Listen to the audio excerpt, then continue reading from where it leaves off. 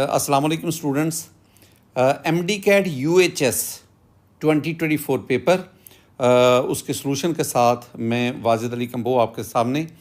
बेटा जी 69 question number जहाँ से ये मेरे पास ना पेपर ए है, ज़रा इसको देख लेना।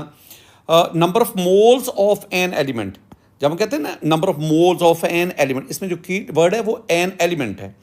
तो जब आप किसी एलिमेंट के मोल्स की बात करते हैं ना, that is directly proportional to mass of the element. ये आपका आंसर। बाकी जो बीटा, चार्ली और डेल्टा पे जो टर्म्स है ना, यानी इंपिरिकल फार्मूला, मोलर मैस और formula mass, those terms are reserved for compounds. लिहाजा for 69 your answer is A.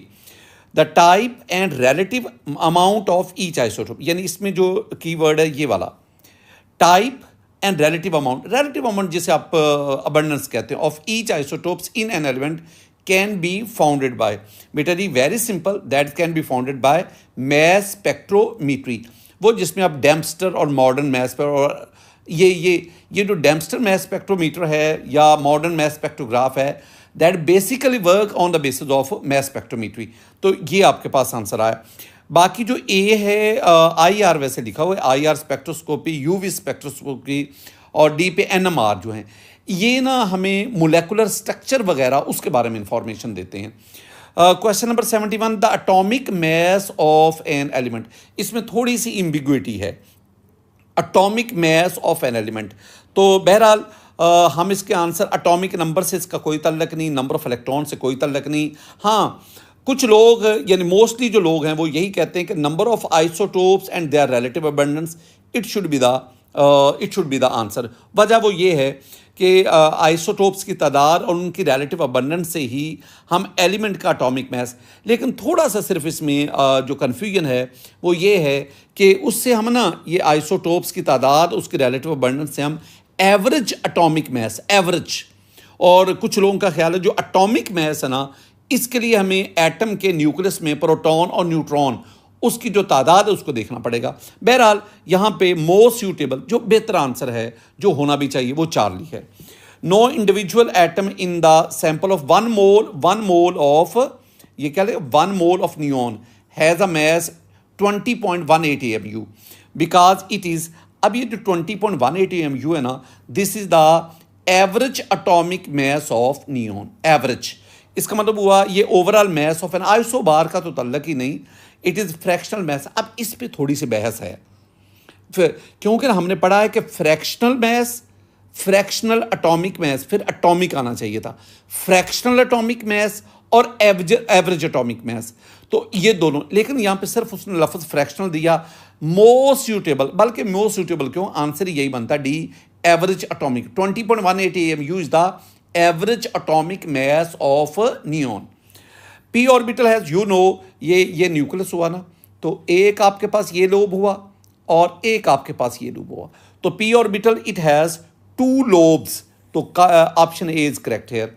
Which of the following is electronic configuration of carbon. बेटा जी you know carbon has the atomic number 6, तो 6 जो है वो यहीं आपके पास है कि इसमें देख लो 2 और 2 4 और 2 6, तो 6 इलेक्ट्रॉन यहाँ अकोमोडेट हैं। So for this question your answer is Charlie.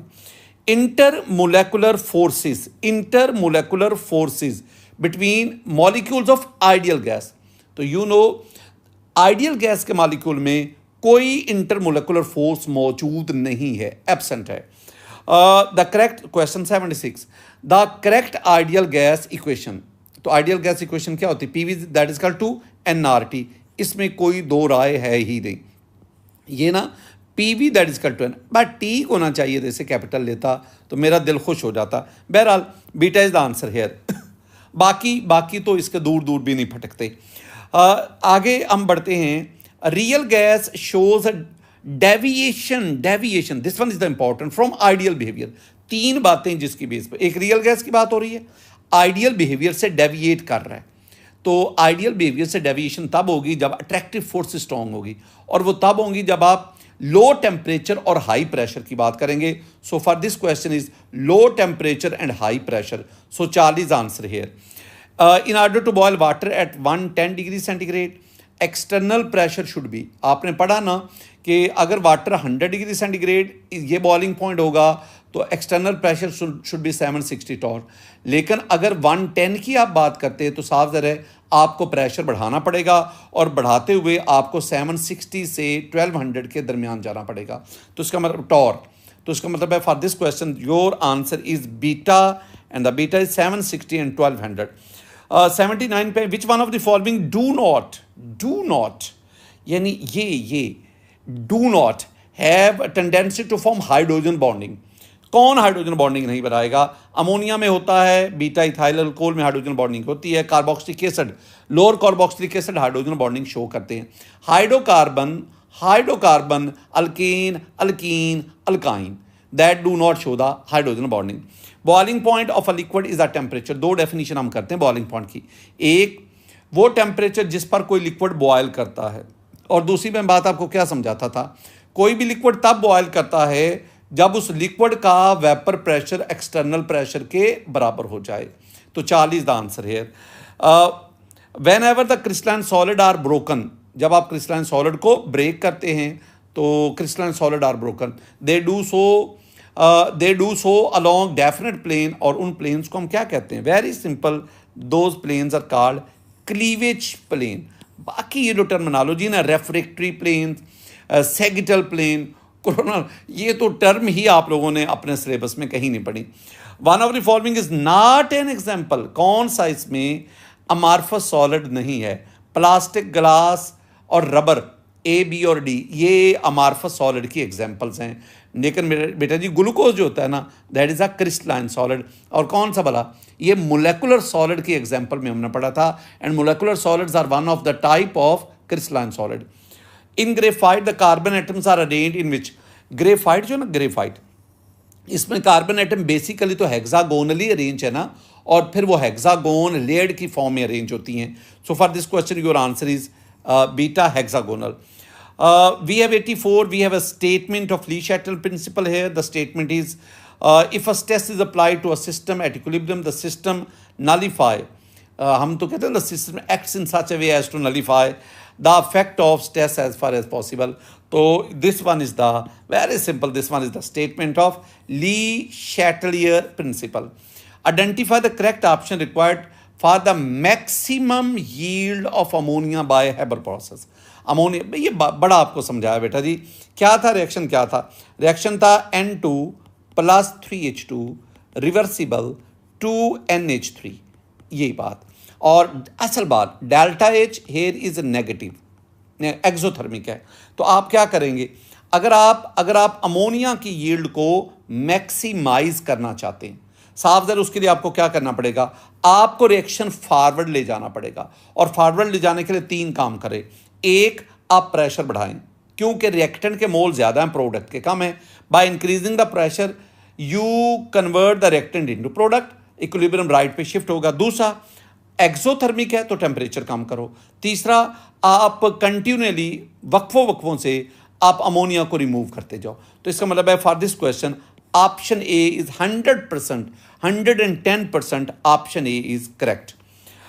Consider the following reaction in equilibrium and tell the addition of which chemical. कौन सा केमिकल, हम कौन से केमिकल की addition turns the cloudy solution into clear? क्या कहने question के। Cloudiness is due to the presence of bismuth oxychloride, इसकी वजह से क्लाउडीनेस है, क्लाउडीनेस। तो इसका मतलब है अगर आप क्लाउडीनेस को डिसअपीयर करना चाहते हैं तो आपको इसे रिवर्स ले जाना पड़ेगा। और ली शटल कहता है आप रिवर्स करने के लिए पहला जो काम है, आप इन दोनों में से किसी एक की कंसंट्रेशन बढ़ाएं, यानी उसको ऐड करें, ऐड। तो हम किसको ऐड करें? तो वो कहता है and tell addition of which chemical will turn the cloudy solution पे। देखो ना, मेरी बात इसमें गौर से सुननी है। बहुत अहम नुक्ता मेरे बच्चे, बहुत बहुत बहुत अहम नुक्ता। और वो नुक्ता है कि आप ना अगर BiOCl को और ऐड करोगे ना तो वो तो क्लाउडीनेस बढ़ती जाएगी, लेकिन आप HCl को ऐड करो। HCl ऐड करेंगे, रिएक्शन किधर जाएगा? रिवर्स जाएगा। रिवर्स जब रिवर्स जाएगा तो बिस्मथ ऑक्सीक्लोराइड की कंसंट्रेशन कम होगी, और कम होने का मतलब है क्लाउडीनेस कम होती जाएगी और सोल्यूशन क्लियर होता जाएगा। For this question your answer D is correct. Identify the correct formula to calculate the rate of reaction. क्या कहते हैं हम? Rate that is equal to concentration of C over change in concentration delta C over delta t, change in concentration divided by time taken for the change. So for this question your answer change in concentration of substance ये sign बता रहा है divided by time taken for the change. Consider the hypothetical reaction ये equation which of the following represent the correct rate equation. चलें दिल पे पत्थर रखकर मैं दिल पे पत्थर रखकर आपको ये आंसर दे रहा हूँ, इसलिए मैं इसको ब्लू से दूंगा। आप कहेंगे सर क्यों पत्थर क्यों रख रहे हैं? एक्चुअली इनको लिखना चाहिए था यूं, rate that is equal to k concentration of A concentration of B, और इनके ऊपर ए बी ना लिखे समाल, एक्स लिख दो वाई लिख दो। बहरहाल मैं ये आपको लेक्चर्स में समझाता हूँ, मैं अब यहाँ पे नहीं। Be accurate answer here. If a reaction rate of reaction does not change with concentration, this one is the definition of zero order reaction. Which of the following is correct or heinous? कोई इसमें शक वाली बात ही नहीं, और ये आपके पास answer B है। सिर्फ इसमें के छोटा है, के ये संभाल आना चाहिए भाई, गलतियां तो हम निकालेंगे ना। ए ई माइनस ई ए ओवर आर टी, तो ये आपके पास इस पर 91 पे आए। इन एंडोथर्मिक रिएक्शन क्या करते हो एंडो में? बच्चे मेरे बहुत प्यारे बच्चे एंडोथर्मिक में क्या करते थे? एंडोथर्मिक में हमारे पास रिएक्टेंट नीचे थे, प्रोडक्ट ऊपर थे, ऐसे ही था ना, रिएक्टेंट नीचे प्रोडक्ट ऊपर। और अगर आप रिएक्टेंट को प्रोडक्ट में कन्वर्ट करना चाहते हो तो ये मैं लिखूंगा इसके ऊपर पी प्रोडक्ट और R reactant, H P enthalpy of product, H R enthalpy of reactant. तो प्रोडक्ट की इंथॉल्पी कहते हैं हीट कंटेंट, ये heat content, other name of heat content is enthalpy H. तो किसके हीट कंटेंट ज्यादा हैं? प्रोडक्ट के। तो आपके पास जो करेक्ट ऑप्शन आएगा ना वो चार्ली है कि एंडो में ये एंडो की मैंने आपको पिक दी है, एंडो में प्रोडक्ट के हीट कंटेंट रिएक्टेंट से ज्यादा है। 92 all of the following steps are used to calculate lattice energy in Born Haber cycle. तो अगर आप ना वो सोडियम क्लोराइड को ज़हन में बिठा लो ना, तो पहले एटोमाइजिंग द मेटल, यानी सोडियम सॉलिड स्टेट में है, उसको एटॉमिक स्टेट में हम ले जाते हैं, तो बिल्कुल ठीक है। बीटा पे आयोनाइजिंग द मेटल, फिर हम क्या करते हैं कि सोडियम के जब वो गैसियस स्टेट में वैलेंस शेल से इलेक्ट्रॉन निकालते हैं तो हमें एनर्जी देनी पड़ती है, तो आयोनाइज हो गया। डी आयोनाइज नो लो, पहले इलेक्ट्रॉन निकाल दिया अब दोबारा तो नहीं देंगे। आयोनाइज नॉन मेटल, तो ये भी ठीक है। तो वो कहता है कि एक्सेप्ट, यानी कौन सा स्टेप यूज नहीं होता, तो हम कहेंगे जी इसमें ये वाला जो है ना, ये नहीं होता, डी आयोनाइजिंग नहीं होती। कुछ लोग इसमें क्वेश्चन भी करते हैं, बहरहाल उन क्वेश्चन को भी हमें एड्रेस करना पड़ेगा।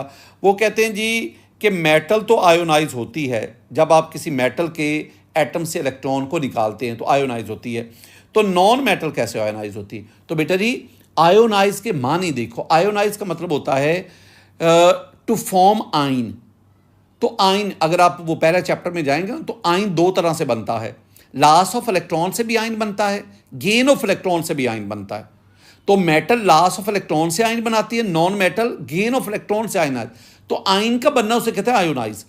वो जो आप लोगों के ज़हन में एक बात होती है ना, वो एनर्जी होती है कि इलेक्ट्रॉन निकालने के लिए क्या एनर्जी चाहिए और इलेक्ट्रॉन ऐड, जैसे आप आयोनाइजेशन एनर्जी या इलेक्ट्रॉन एफिनिटी कहते हैं, तो वो एनर्जी नहीं पूछ रहा, वो प्रोसेसिंग की बात कर रहा है, स्टेप्स की बात कर रहा है।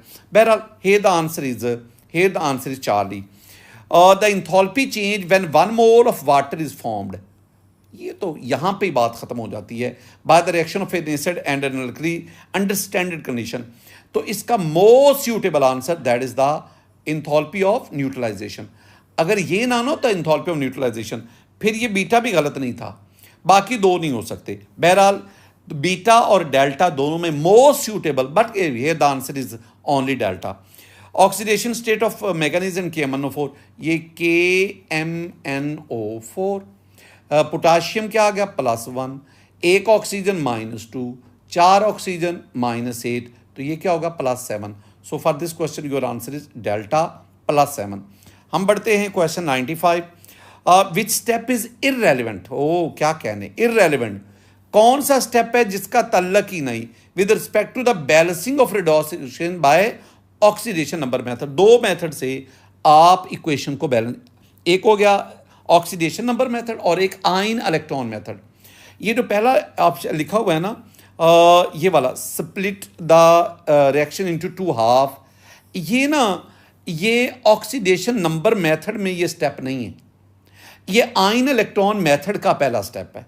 तो वो कहता है कौन सा स्टेप इररेलेवेंट है, तो ये पहला स्टेप ही रेलेवेंट है। इस स्टेप का तल्लक ऑक्सीडेशन नंबर मेथड से नहीं है, इसका तल्लक आयन इलेक्ट्रॉन मेथड से। बाकी जो तीनों स्टेप्स हैं A, B, C, D, वो ऑक्सीडेशन नंबर मेथड को ही फॉलो करते हैं। 96 which of the following is not correct feature of electrolytic cell.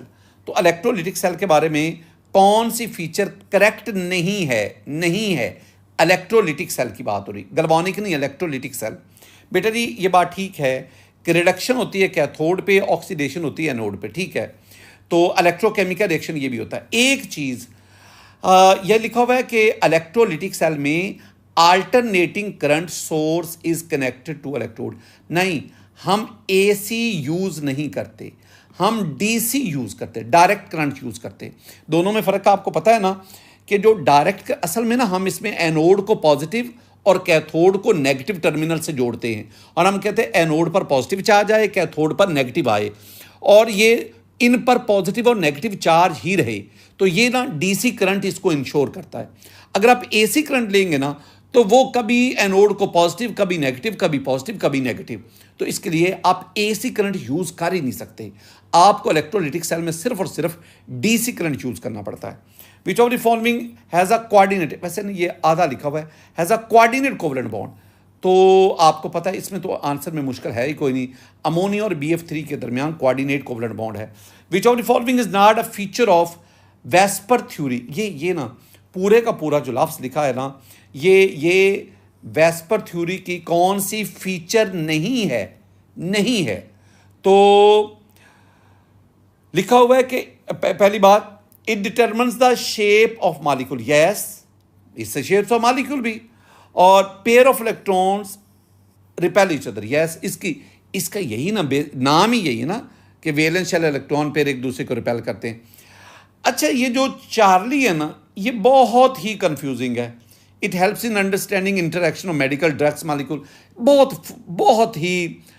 बहुत कंफ्यूजिंग है, फजूल सी बात है। आखिरी बात देखोगे ना, लिखा हुआ है कि only lone pair participate in determining the geometry of molecule. ये तो 100% गलत है ना।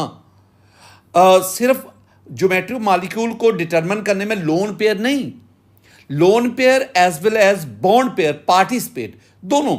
इसका मतलब है कि वो कहते हैं नॉट फीचर, तो D तो फीचर है ही नहीं, यानी ये तो सवाल ही नहीं पैदा होता कि D हो सकता है, यानी हमारा आंसर तो D है ना, वो फीचर नहीं है, यानी हमारा आंसर D है।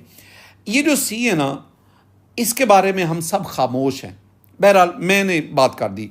Which of the following has smallest atomic radius. Simple सी बातें हैं। जब आप सोडियम से मैग्नीशियम से फिर फास्फोरस, फिर सल्फर, जब आप अक्रॉस ए पीरियड जाते हैं एटॉमिक रेडियस कम होता है। यहाँ पे एक्सेप्शन भी कोई नहीं, अल्लाह का शुक्र है, एक्सेप्शन भी कोई नहीं। तो स्मॉलेस्ट एटॉमिक रेडियस किसका होगा? सल्फर का। एक्सेप्शन नहीं है। The difference of lithium from other alkali metal, यानी आपसे लिथियम का पक्यूलर बिहेवियर, इसकी बात कर रहे हैं। वो कह रहे हैं बताओ इस डिफरेंस की वजह क्या है, क्यों डिफर करता है? दो वजूहात है। एक, लिथियम का साइज बिल्कुल छोटा है बाकी अल्कली मेटल्स के बारे में, और दूसरी बात वो चार्ज डेंसिटी का लफ्ज़, तो जितना साइज छोटा होता है उतनी चार्ज डेंसिटी ज़्यादा होती है। तो दो बातें, एक तो स्मॉल रेडियस और दूसरा हाई चार्ज डेंसिटी। ये दो बेसिक रीज़न हैं लिथियम के पेक्यूलर बिहेवियर की। विच of the following is not basic. ये जो एल्यूमिनियम ऑक्साइड है ना, ये एम्फोटेरिक है। मैंने कहा था ना बी, जब पढ़ाते हुए बी गाल इन जी। तो अगर मैं सारी बातें ये जो आपको बता रहा हूँ ना, ये लेक्चर में भी मैं आपको समझाता था, आपने नोट करते थे नहीं करते थे, तो लेक्चर में भी ये सारी मैंने बातें की हैं। मुझे एक क्वेश्चन भी ऐसा निकाल के दे कि सर आपने ये लेक्चर में नहीं बताया था, मैं चैलेंज करता हूँ आपको। सारी बातें बताते हैं, डायरेक्ट इनडायरेक्ट किसी न किसी एंगल में आपको समझा रहे होते हैं, कॉन्सेप्ट दे रहे होते हैं। तो मैंने ये वो कहता है कि बताओ कौन सा बेसिक नहीं है, तो एल्यूमिनियम ऑक्साइड बेसिक नहीं है, बल्कि एल्यूमिनियम ऑक्साइड जो है वो एंडफोटेरिक है।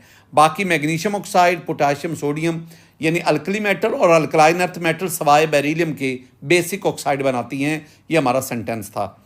The solubility of sulphate alkaline, BeSO4 beryllium sulphate, MgSO4, ये फेयरली सॉल्युबल होते हैं,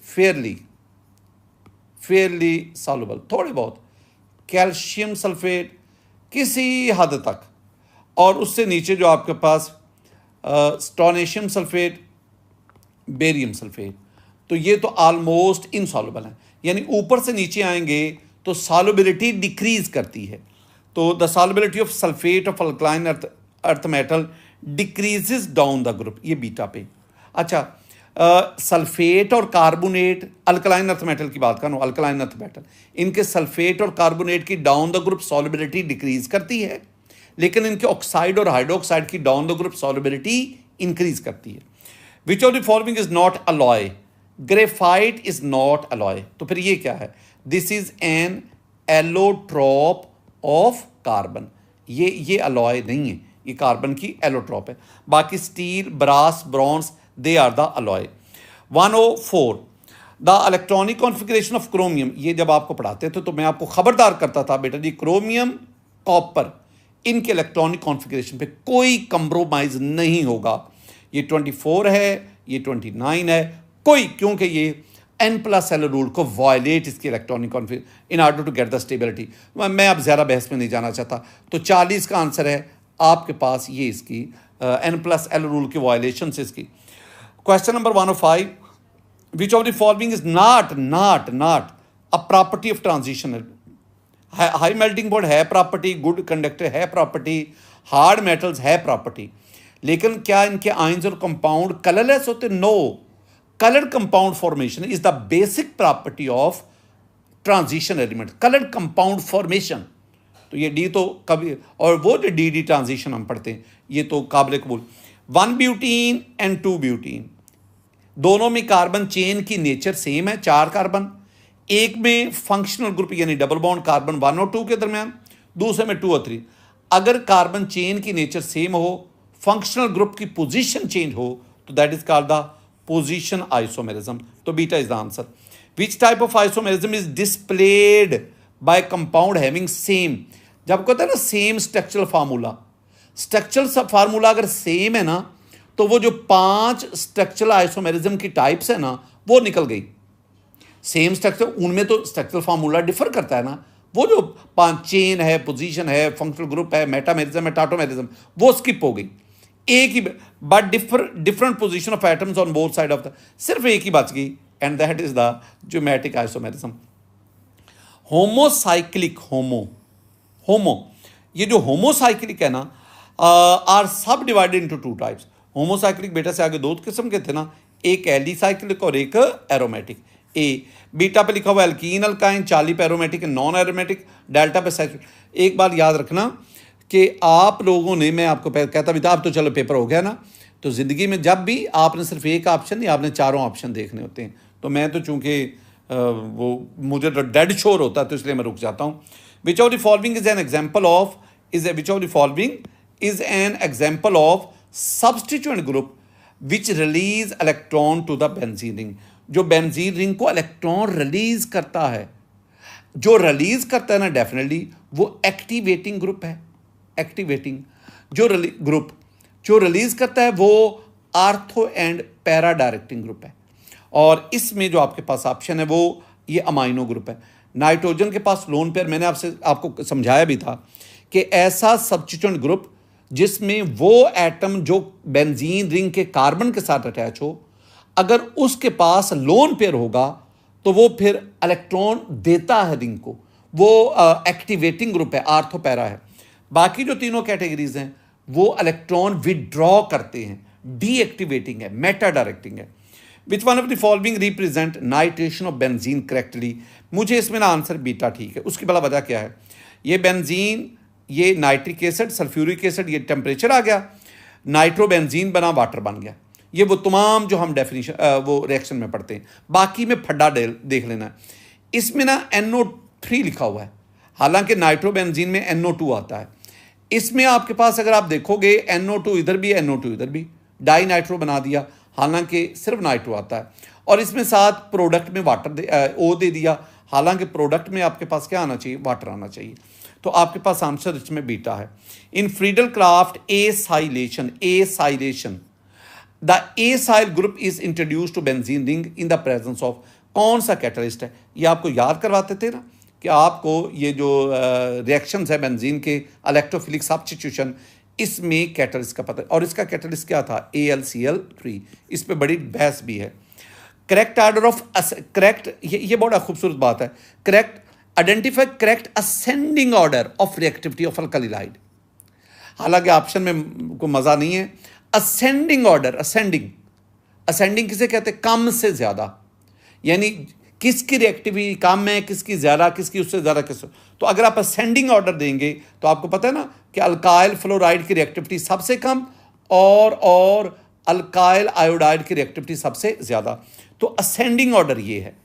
फ्लोरीन क्लोरीन बराबर, अच्छा यहाँ पे इनको ना ऑप्शन में अल्काइल ग्रुप देना, अल्काइल एलाइड देने चाहिए थे, इन्होंने सिर्फ हेलोजन दे दिया। टेक्निकली ये गलत बात है।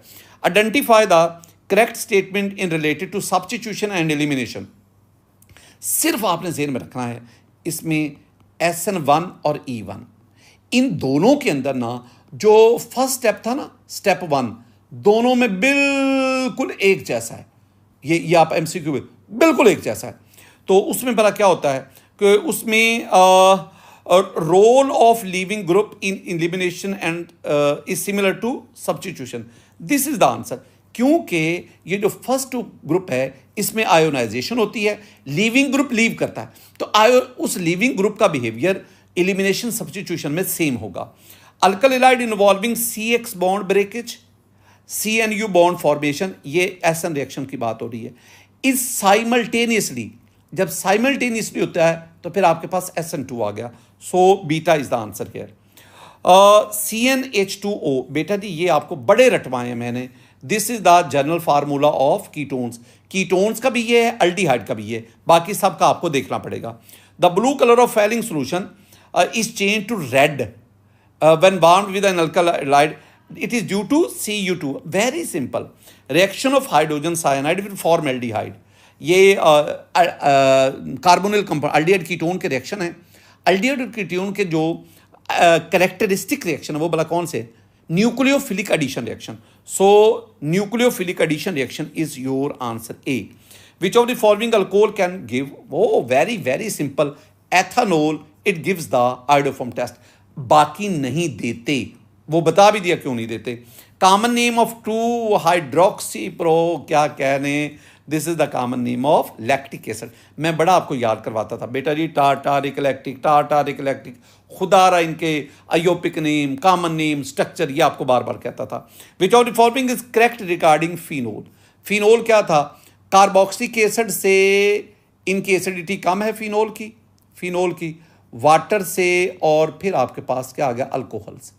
तो फिनोल की कार्बोक्सिलिक एसिड से कम है। Phenol is less acidic than carboxylic. बाकी पढ़ लो, बाकी इसको जस्टिफाई नहीं करेंगे। When carboxylic acid are heated with alcohol, carboxylic acid और alcohol in the presence of sulphuric, one of the, ये वो क्वेश्चन है जो मेरे ख्याल में मैं एंटी टेस्ट में सबसे ज़्यादा पढ़ाता हूँ, सबसे ज़्यादा। और हमारी बुक में सेकंड ईयर में को 8-9 दफ़ा ये आया। और ये है आपके पास क्या बनता है? Ester. The reaction is called esterification. Which one of the following is not an amino acid? बेटा जी अमाइनो एसिड से दे गया, हालांकि वो कहता है कि हमने अमाइनो एसिड से क्वेश्चन नहीं देना, लेकिन दे गया। अमाइनो एसिड आपके पास ना 20 के करीब चलो हैं, तो ग्लूटामिक भी है, ग्लाइसिन, लाइसिन, लेकिन फोलिक एसिड जो है ना, इसका जो फार्मूला है बहुत बड़ा फार्मूला है। ये वो टैबलेट्स होती हैं प्रेगनेंसी के दौरान, या अगर आपके मुंह के अंदर छाले बन जाए ना तो डॉक्टर ये फॉलिक एसिड की टैबलेट्स देते हैं। ये था आज का लेक्चर। आप लोगों ने ज़िंदगी आज अपनी ज़िंदगी का सबसे बड़ा एग्ज़ाम दिया, सबसे बड़ा एग्ज़ाम। पेपर केमिस्ट्री का आसान था, बेहतर था पेपर, आसान था, कोई मुश्किल नहीं था। कुछ क्वेश्चन मुश्किल थे, यानी मैं ऐसे कह सकता हूँ कि तकरीबन चले स्टैंडर्ड पे। इससे चाहिए था कि 8-10 ना ट्रिकी क्वेश्चन देता, जहाँ पे ना हमें कैलकुलेशन इसमें नहीं थी। ये एक था, न्यूमेरिकल टाइप कोई भी चीज़ नहीं मिली हमें, जहाँ पे हम खपते, जहाँ पे हम कन्फ्यूजन में जाते। एक दो छोटी छोटी माइनर कन्फ्यूजन थी। बहरहाल जिनका बहुत अच्छे नंबर, जिनका एडमिशन हो जाए, मेरी तरफ से उनको दिल की अथाह गहराइयों से मैं आपको मुबारक देता हूँ। लेकिन जो यहाँ पे एडमिशन ना हो सके, याद रखिएगा वो नाकाम नहीं हुए। नाकामी का लफ्ज़ अपनी डिक्शनरी से निकाल दे। आप लोगों ने एफर्ट की, मेहनत की, दिलो जान से मेहनत की, जितनी आपके अंदर सलाहियत थी आप उसको बरूए कार लाए। कुछ फैसले आपने करने होते हैं, कुछ मेरे अल्लाह ने करने होते हैं।